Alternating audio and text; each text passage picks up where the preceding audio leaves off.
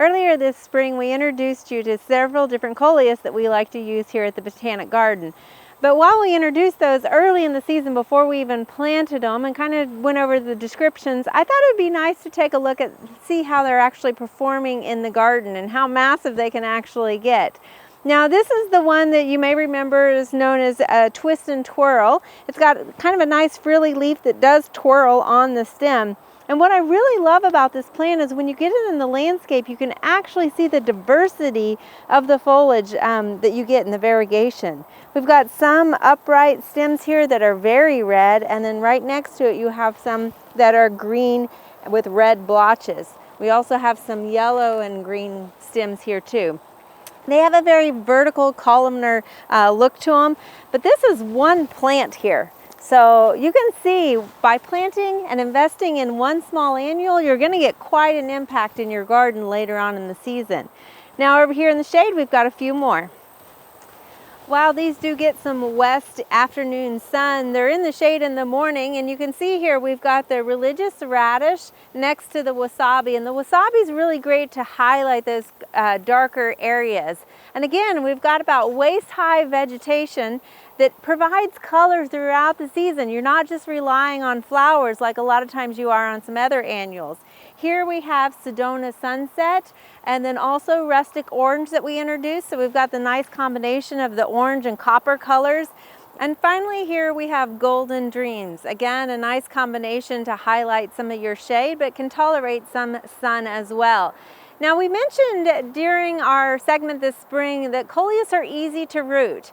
And as fall is approaching, if you're looking at saving some of your annuals, now's a good time to go out and take cuttings. So we're going to show you how to do that on our Coleus.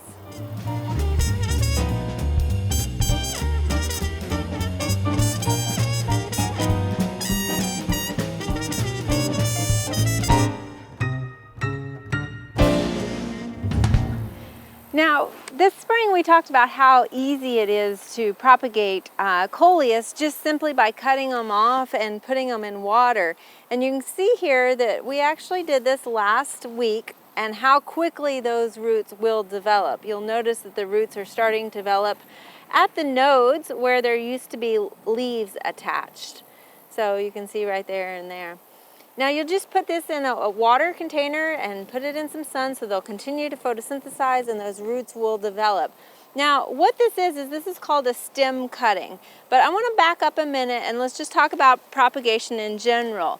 What we're doing when we're propagating something asexually is different than planting a seed.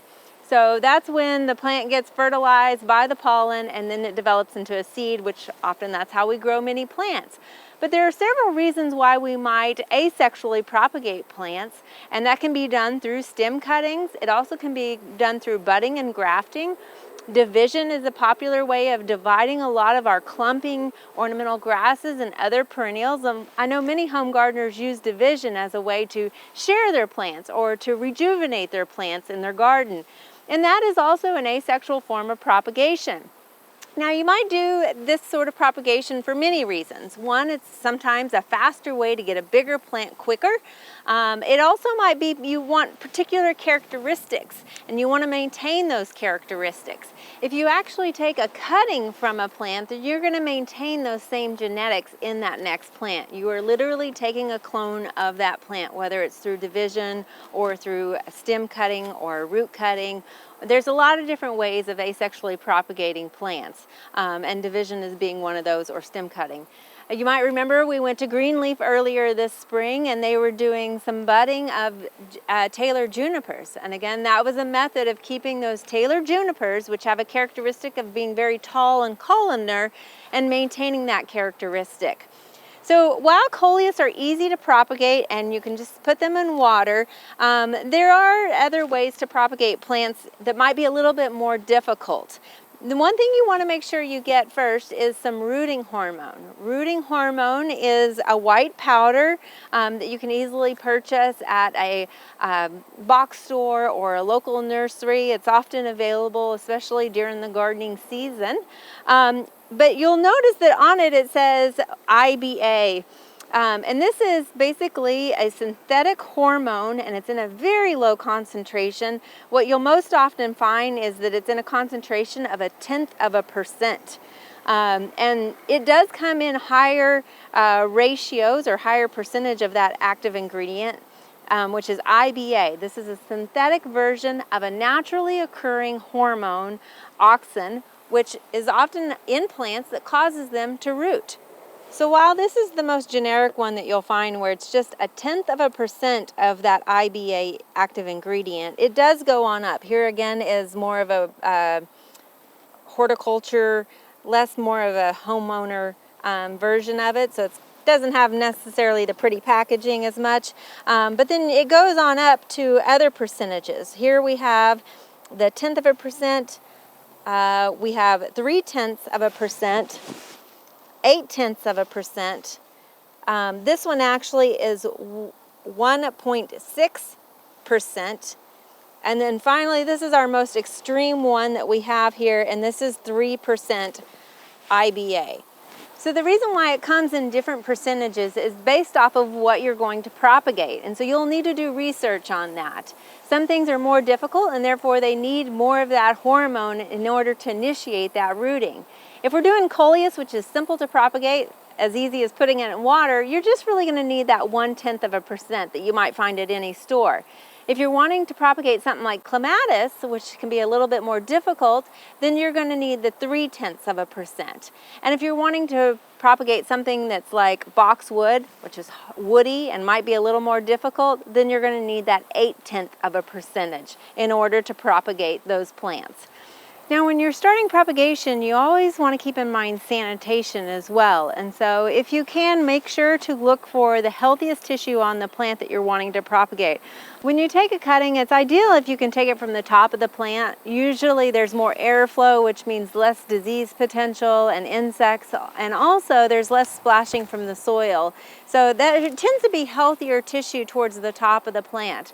However, that's not always the case. You always want to make sure that you are trying to get the healthiest tissue to propagate so that you don't bring anything into a situation that you don't have to. And so when you're doing that, you're going to want to make sure that you're cutting at least 2 nodes. The nodes are the point at which the leaves are connected to the stem. The stem that's between the nodes is called the internode. And so really you can clip anywhere in that inner node below 2 nodes. I like to clip just above the 3rd node so that it leaves a clean cut on the plant. Otherwise, this stem would still be on that plant and it would just be hanging out there and create an open wound and potential for more problems on that plant left in the garden.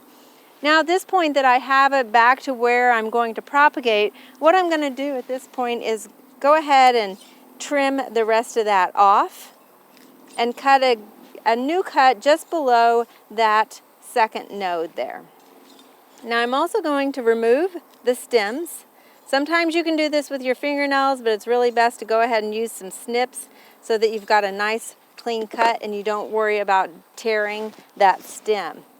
If you wanted to, this is a little bit longer than what I expected. I'm going to go ahead and trim this up even more so and cut it right there. So we've got some leaf still above. We could even go further if we wanted to, but this is enough.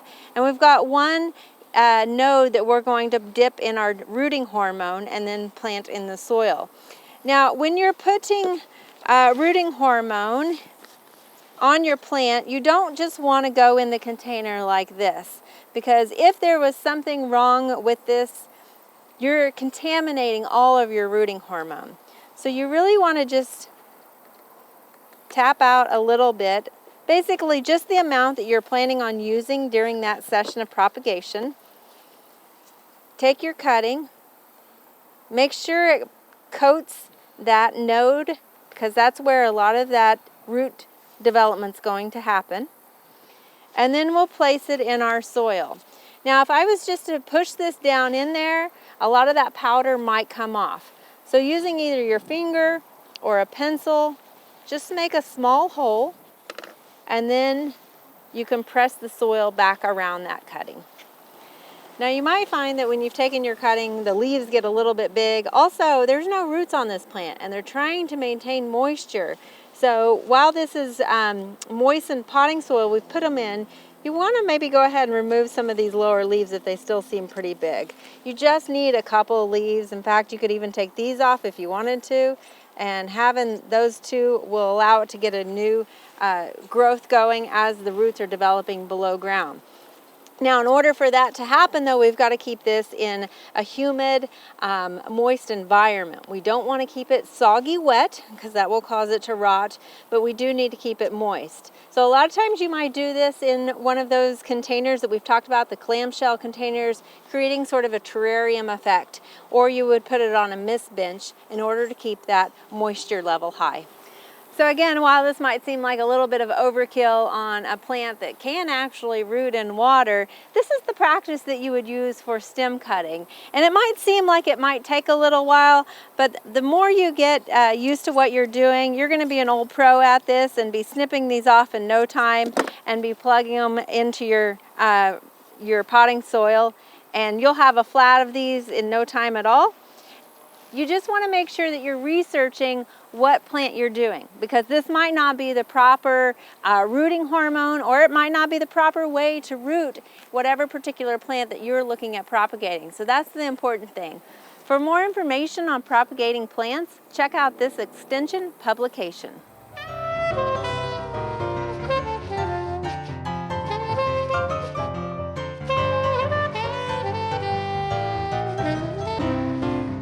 Hope you enjoyed this video. It's part of our Oklahoma Gardening YouTube channel. You can also find even more videos on our OK Gardening Classics YouTube channel. And join us on social media for great gardening tips, photos, and discussion.